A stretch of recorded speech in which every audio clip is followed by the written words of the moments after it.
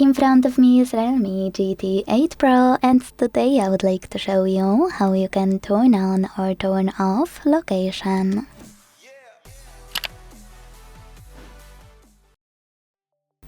All you need to do is go into Tab menu by swiping down from the top right corner of your screen, like that.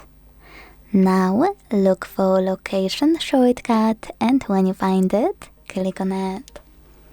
As you can see, mine is white, which means that location is on, but you can always switch it off by clicking on the same shortcut again. If you have a bit more time though, you can also go into settings, scroll to hit location section available here, and tap on this switcher next to use location to either switch it on or turn it off. Thanks so much for watching. If you enjoyed this video, leave a like, comment and subscribe. Bye!